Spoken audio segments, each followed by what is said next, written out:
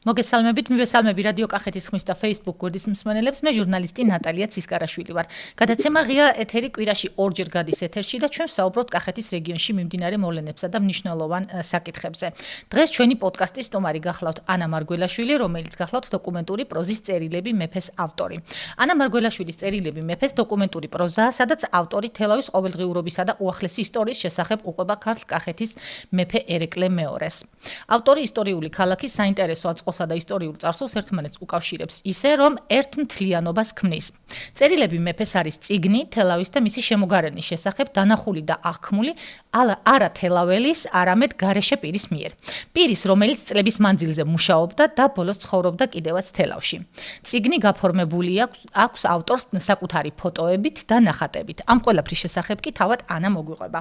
ანა, მოგესალმებით, გესმით ჩემი ხმა? მესმის თქვენი ხმა, მოგესალმებით. მოგესალმებით. ანა, მოგვიყევით ცოტა უფრო მეტი ამ წიგნის შესახებ. ნატალია, მოგესალმები კიდევ ერთხელ, მივესალმები ჩვენ მსმენელს, მადლობას გიხდით, რომ დაინტერესდით ამ წიგნით. როგორც თქვენ თქვით, ეს წიგნი არის დაწერილი მართლა გარეშე არათელაველის მიერ, რომელსაც ჰქონდა ბედნიერება ემუშავა და ეცხოვრა თელავში.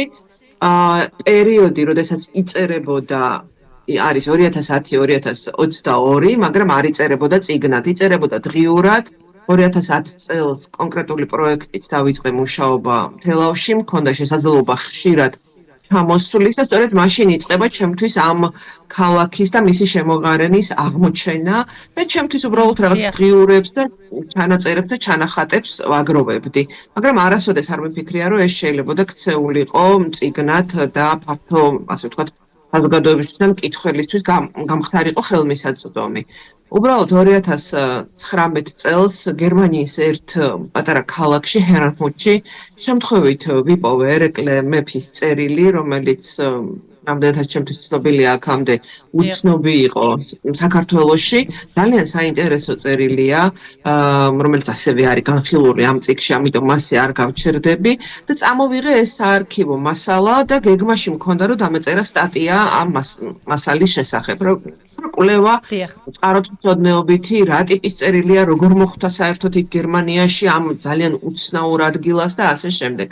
და მერე დაიწყო კორონა. კორონა რო დაიწყო, ჩვენ გადმოვსახლდით თელავში და მთელი 2 წელი მე ვცხოვრობდი თელავში და თან მუშაობდი ამ საარქივო მასალაზე და თან მოგეხსენებათ ლოკდაუნები და დარჩი სახლში პერიოდში დიდი გასაქანი არ გქონდა და ერთადერთი რითიც ასე ვთქვათ ვერთობოდით იმ პერიოდში იყო, რომ აი ოჯახის წევრები მანქანაშევს ხდებოდით და დავდიოდით სოფლებში, იქვე ტყეებში, თაბარში, ასე ვთქვათ, თელავის გარშემო. ძალიან კუნჭულ შემოვიარე მაშინ იქაურობა და ძალიან ბევრი მასალა და ემოცია დავაგროვე. აი ამ ორი ფაქტორის თანხვედრით, ერთის მხრივ რომ მუშაობდი სწორედ საარქივო მასალაზე, რომელიც ეხებოდა ერეკლე მეფეს და მეორეს მხრივ, იმიტომ რომ მის ქალაქში გადავედი საცხოვრებლად და მთელი 2 წელი იქ ვიცხოვრე.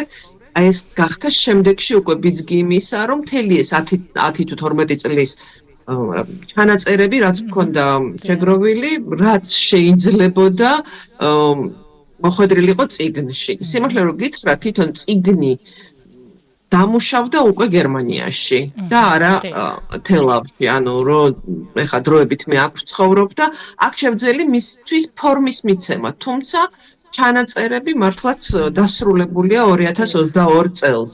იმის მერე იცით, რომ ქალაქში ბევრი რამე შეიცვალა და ცხადია, ეხა შეიძლება რაღაცა ტექსტები აღარ იყოს ისე, ანუ შეცვლილი იყოს მთელი რიგი ამბები.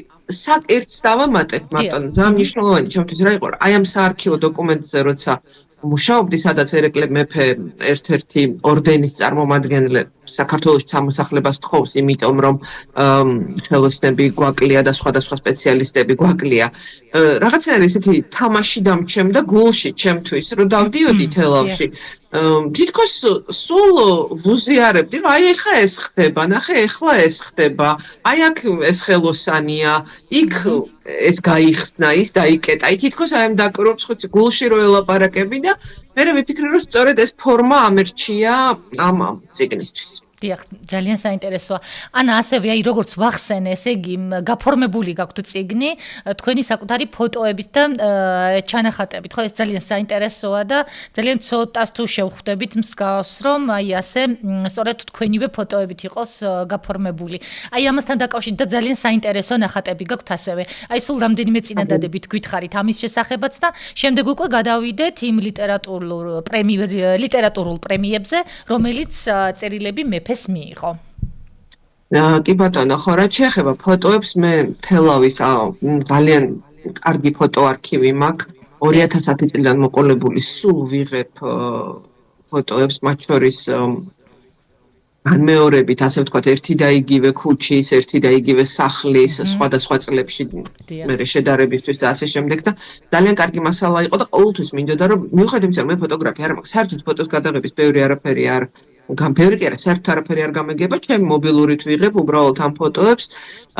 მინდოდა ყოველთვის რომ რაღაცნაირად სადღაც ეს გამოჩენილიყო და გარდა ამისა კორონას დროს დავიწყე ასევე ინტენსიურად ხატვა სახსჩაკეტილმა და მათ შორის სწორედ აი ამ ნახატებს ვატყობდი რომ ბევრი მათგანი იმ ნანახს ასახავდა, რასაც აი თელავის შემოგარენში გადავაწყდებოდი ხოლმე ტყის პირები და ასე შემდეგ და ვიფიქრე რომ მე აი ამ ტექსტებთან რომელსაც საკმაოდ ისეთია პირადიც არის და ხშირად მეუბნებიან ამას რომ ძალიან ახლოს ჩემს სივრცეში, ჩემს საცხოვრებელ სივრცეში და ცხოვრებაში უშვებს მკითხველს ბარემ ასეთი ყოფილიყო რომ ეს ფოტოები და ნახატებიც ასე ვთქვათ, გააფორმებდა და უფრო კარგად დაანახებდა ალბათ აი თელავით დაინტერესებულ ადამიანს აქაურობას. დიახ, აი ეს ნახატების გამოფენა კიდევ ალბათ ცალკე უნდა გაკეთდეს, იმდენად საინტერესო ნახატები გაქვთ და მადლობა, ალბათ შეიძლება ოდესმე. დიახ.